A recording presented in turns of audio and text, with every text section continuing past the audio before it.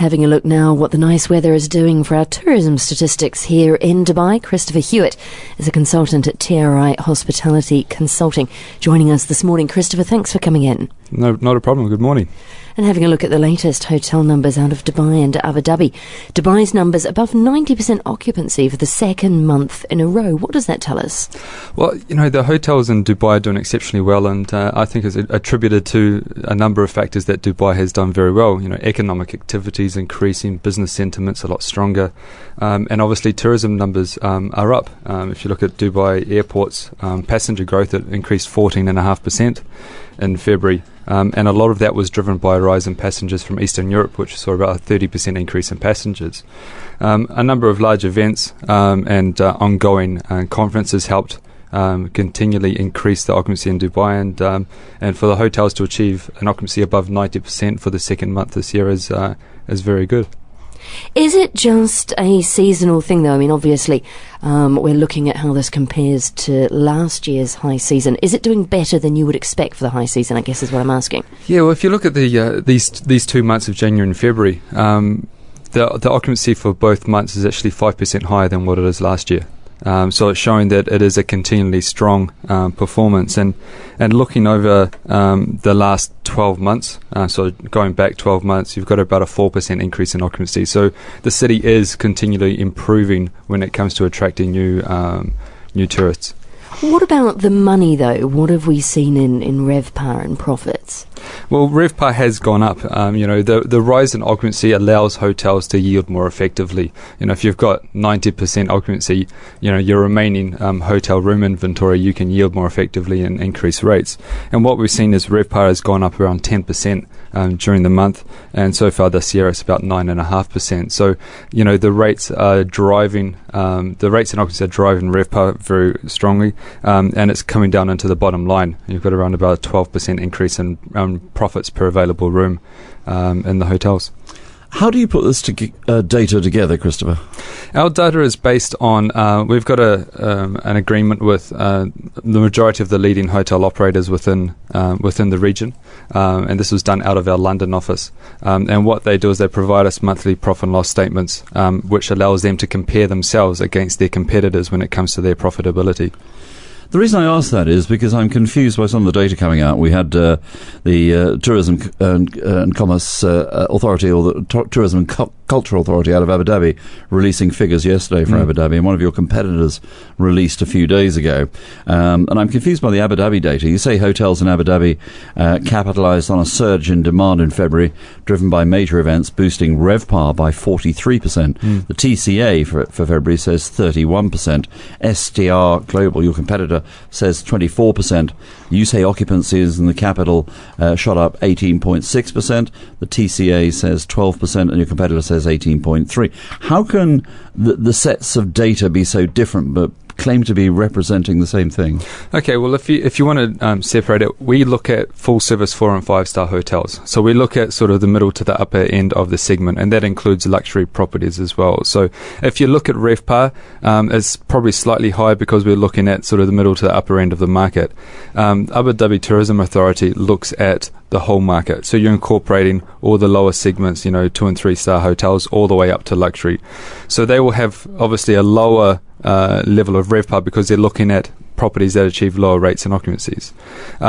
STR, they have a wide range of hotels that incorporate into it, and it's probably just different metrics as well. They, as you said, they've got lower levels of or lower segments of hotels within the survey, whereas as I said, we've got that sort of middle to upper end. So on the occupancy levels, based on that, I read that the top end hotels are doing a lot better than the 2-3 stars. That's in right. Abu Dhabi. That's right, and they're achieving a much higher rate, obviously because they have a higher quality and a higher brand awareness.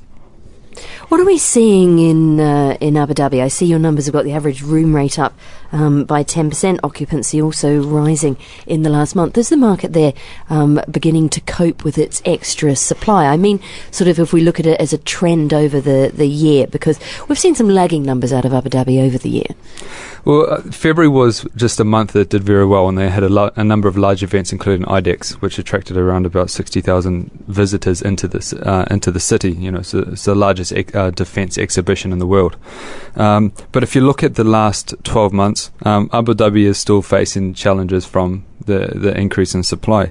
Occupancy is down 2.6%, RevPAR is down 2.9%, and unfortunately, the profits, the gross operating profit per available room is down 27%, and a lot of that is to do with a reduction in the revenues that have come through, and also increases in expenses. So, what's going to need to happen to get those numbers in Abu Dhabi consistently up? Well, the good thing about Abu Dhabi is that they've got an increasing number of people visiting the city. Abu Dhabi International Airport's continually posting record passenger numbers. Etihad is constantly expanding. You've got all these new code share agreements and alliances that are coming through with Etihad. So you're going to start seeing a lot more people coming through the city.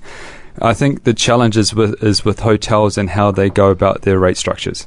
Okay, if new hotels are entering the market, they're going to come and they're going to try and capture market share, and the way they do that is by introducing lower rates and introductory offers.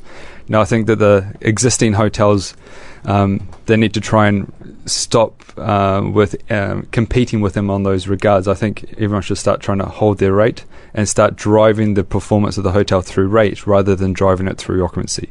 And once you've done that, I think you'll start seeing a bit more of an improvement in the performance, especially on a profitability basis as well. Saudi Arabia is blessed with a really varied geographical bit of land. It's a fantastic place to visit down in the southwest. But you don't think of Saudi Arabia, you don't think of tourism. But there is some domestic tourism, and there is religious tourism, of course. And your figures out underline the importance of Jeddah to the entire Saudi tourist market. Well, Jeddah has been performing very well over the last 2 years, and in the last year in itself has just been exceptional in its growth. Jeddah as a commercial centre has increased. Got the port, you've got connections to Africa through that city, and of course it's the gateway to the two holy cities of Mecca and Medina. And with the increasing number of pilgrims that visit Saudi Arabia every year, Jeddah benefits from those people spending 1 or 2 days in the city before and after their trip to the holy city. It's going to continue to improve. The hotels in Jeddah are currently benefiting from a lack of future supply, so there's not many hotels coming onto the market. And as the demand increases, they're able to yield more effectively and increase these rates, which is showing these strong increases in RevPAR and profit levels. Well, the figures also reflect rising arrivals in the city that wants to shrink its population, Kuwait. Why are arrivals and hotel stays picking up? You had a big festival in February in Kuwait. You had the Hala February Festival, which is an attractive festival for people within Kuwait, and also for people from sort of the northeastern parts of Saudi Arabia. And you also had the National Day within Kuwait, so a lot of people sort of stayed within the country and stayed in hotels, which helped increase it. Corporate activity is increasing slightly, but again, the issues that they're having politically and with the government is hindering the growth in corporate activity, because most of the corporate activity is linked to government budgets and government spending, and unfortunately they're all in stalemates at the moment when it comes to approving these big projects, and they're unfortunately suffering in that regards. Well, thanks for coming in and running us through that this morning. Christopher Hewett, consultant at TRI Hospitality. Thanks for your insights. Thank you very much.